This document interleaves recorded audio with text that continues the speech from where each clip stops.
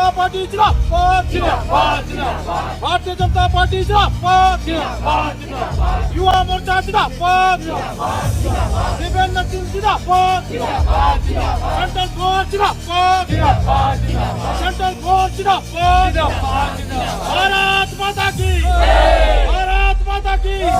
वंदे मातरम वंदे मातरम। আমরা আপনাদের চ্যানেলের মাধ্যমে বা নিউজ চ্যানেলের মাধ্যমেই দেখতে পেরেছি যে আজকে নাগরাকাটা বিধানসভার নাগরাকাটা চর্চা কেন্দ্রতে একটা বিজেপির প্রোগ্রাম হয়েছিল এবং সেখানে আমাদের কেন্দ্রীয় সভাপতি বিজেপির নীতিন নবীন এসেছিলেন এবং তার বরণের সময় বিজেপির যারা ক্যাডাররা রয়েছেন কেউ বা কারা নেতৃত্বরা রয়েছেন তারা ওনাকে সম্বর্ধনা দিয়েছেন বা ওয়েলকাম করেছেন। তার স্লোগান ছিল হিসেবে ওনাদেরকে স্লোগান দেওয়া ছিল পার্টিগতভাবে, কিন্তু ওনারা স্লোগানটা দিয়েছে সেন্ট্রাল ফোর্সের জয় জয়কার করে।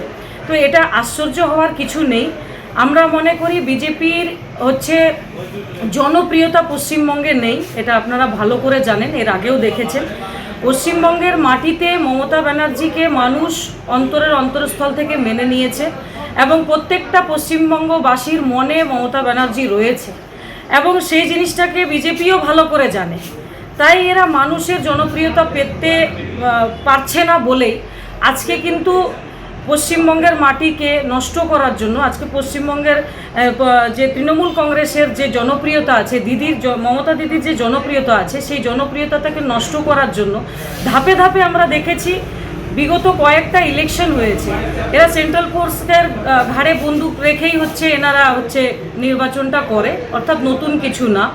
দ্বিতীয়ত এনারা ইলেকশন কমিশন অর্থাৎ যাকে আমরা নির্বাচন কমিশন বলি, নির্বাচন কমিশন এখন পশ্চিমবাংলার মাটিতে এখন নির্যাতন কমিশন হয়ে গেছে, মানুষকে নির্যাতন করে যাচ্ছে। ঠিক সেভাবেই এই বিধানসভা নির্বাচনেও আমাদের পশ্চিমবঙ্গে 294টা সিট রয়েছে এবং এই সিটের মধ্যে আমরা দেখেছি উত্তরবঙ্গের যে কয়টা সিট রয়েছে, এই উত্তরবঙ্গে এবং দক্ষিণবঙ্গে দুটো ফেসের নির্বাচন হচ্ছে এবং এই দুটো ফেসেই এনারা সেন্ট্রাল ফোর্সকে জনসাধারণের মতো ভিড় করছে। মানে মানুষ যেভাবে মমতা ব্যানার্জির মিটিংগুলোতে বা মমতা ব্যানার্জির জনসংযোগ প্রোগ্রামগুলোতে মানুষ যেভাবে ভিড় করে, ঠিক এনারা সেইভাবে সেন্ট্রাল ফোর্সকে ভিড় করছে। আজকে আমরা নিউজের মাধ্যমে শুনেছি যে 150 ব্যাটালিয়ন আবার সেন্ট্রাল ফোর্স আসছে। তো এনারা সেন্ট্রাল ফোর্সের হাতে বন্দুক থাকে, কিন্তু এনারা সেন্ট্রাল ফোর্সের ঘাড়ে বন্দুক রেখে নির্বাচনটা করতে চাচ্ছেন আর মানুষকে নির্যাতন করার চেষ্টা করছেন। অর্থাৎ নতুন কিছু না যে এনারা আজকে সেন্ট্রাল ফোর্স জিন্দাবাদ বলেছেন, আমরা আগের থেকেই জানতাম যে সেন্ট্রাল ফোর্সের হাত ধরেই নির্বাচন করেন এনারা।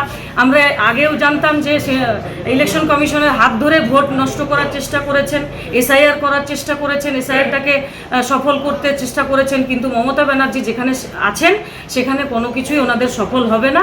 আজকে সেন্ট্রাল ফোর্স জিন্দাবাদ বলেছেন, এটা আজকে আমরা আগের থেকেই জানতাম, কিন্তু এনারা আজকে মুখে প্রকাশ করে এবং এনারা নিজের ভাবটাকে প্রকাশ করে মানুষের কাছে এটা কনফার্ম করে দিলেন। মানে মানুষ শিওর হয়ে গেল যে এবার সেন্ট্রাল ফোর্সের চাপেই মানুষকে ভয় দেখিয়ে মানুষকে আতঙ্কিত করে নির্বাচন করার চেষ্টা করা হচ্ছে। এটা আজকে নাগরাকাটার থেকে এটা প্রমাণ হয়ে গেল।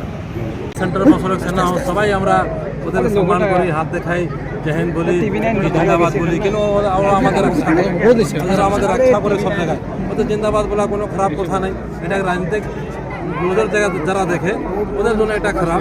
বাকি আমরা যখন গাড়িতে ওরা যাই সবাই টাটা বাই বাই করি, জেন বলি কি বলি না, কিন্তু আমাদের দেশের সেবা করি, আমাদের সবাই সেবা করি। এটা আরো লেটেস্ট খবরের আপডেট পেতে ফলো করুন রাতদিন.in।